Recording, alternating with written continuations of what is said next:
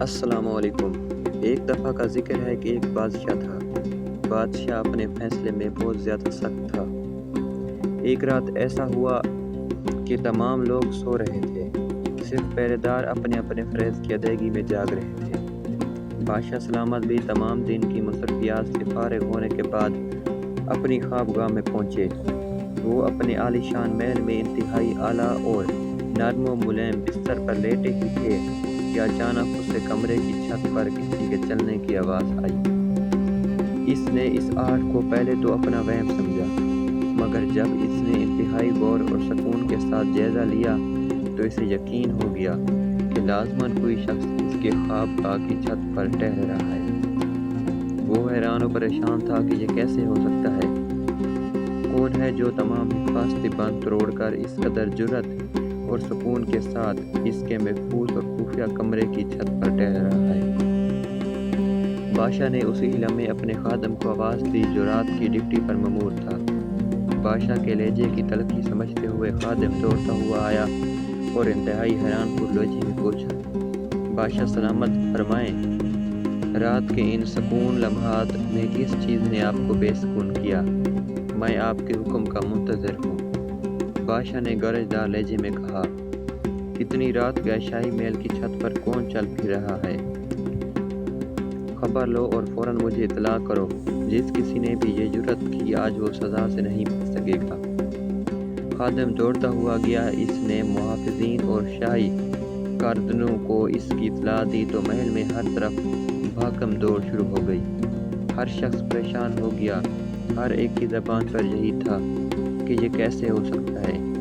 آخرکار یہ کون ہے جس نے اپنی موت کو آواز دی ہے؟ شاہی محل کے تمام حفاظتی دستے اور خدمت گارڈ آگے پیچھے دوڑتے پڑے اور شاہی محل کی چھت پر پہنچے تو وہاں دیکھتے ہیں کہ ایک چھوٹی قد نما شخص انتہائی بے فکری اور سکون کے ساتھ محل کی اس کمرے کی چھت پر ٹہل رہا ہے جو کہ بادشاہ سلامت کی آرام گاہ ہے۔ سیکورٹی گارڈ کے عملے نے فوری ہی اس شخص کو دبوچ لیا اور اسے دوڑاتے ہوئے بادشاہ سلامت کے پاس گئے۔ بادشاہ غصے میں تھا۔ بادشاہ نے اپنی پوری آواز کے ساتھ اس شخص سے پوچھا، تم کون ہو؟ تم یہاں کیسے پہنچے ہو؟ تم یہاں کیا لینے آئے ہو؟ اور یہ تمہیں شاہی محل میں داخل ہونے کی جرأت کیسے ہوئی؟ جہاں تک حفاظتی دستوں کی کارکردگی کی بات ہے، ان کی خبر میں بعد میں لوں گا۔ پہلے تم مجھے اپنے سوالات کا جواب دو۔ اتنے سارے سوالات اور اس قدر سخت اور گرجدار لہجے کے باوجود اس شخص نے کسی قسم کی پریشانی، خوف یا گھبراہٹ کا اظہار کیے بغیر انتہائی دل جمعی اور اہتمام کے ساتھ جواب دیا، بادشاہ سلامت، میں کوئی قاتل، ڈاکو یا چور نہیں، اور نہ ہی کسی سازش کے تحت کسی بری نیت سے یہاں پہنچا ہوں۔ مجھے کسی نے یہاں نہیں بھیجا بلکہ میں اپنی مرضی کے ساتھ یہاں آیا ہوں۔ دراصل بات یہ ہے کہ میرا ایک عدد انتہائی قیمتی اونٹ گم ہو گیا ہے۔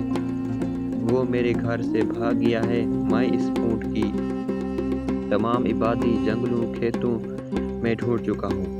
میں نے کونا کونا چھان مارا مگر اس کا کہیں بھی کوئی سراغ نہیں ملا۔ آخرکار میں نے یہی سوچا کہ صرف ایک جگہ باقی رہ گئی ہے اور آپ کا شاہی محل ہے۔ میں نے خیال کیا کہ شاید میرا اونٹ آپ کے شاہی محل میں آ پہنچا ہو۔ میں نے اسی لیے شاہی محل میں اسے نہیں پایا تو فکر ہوئی کہ ممکن ہے کہ وہ اونٹ شاہی محل کی چھت پر موجود ہو، اسی لیے چھت پر اسے تلاش کر رہا تھا۔ اگر آپ کو میرے اونٹ کے متعلق کوئی خبر ہو تو مجھے بتائیں تاکہ میں اپنا اونٹ حاصل کر سکوں۔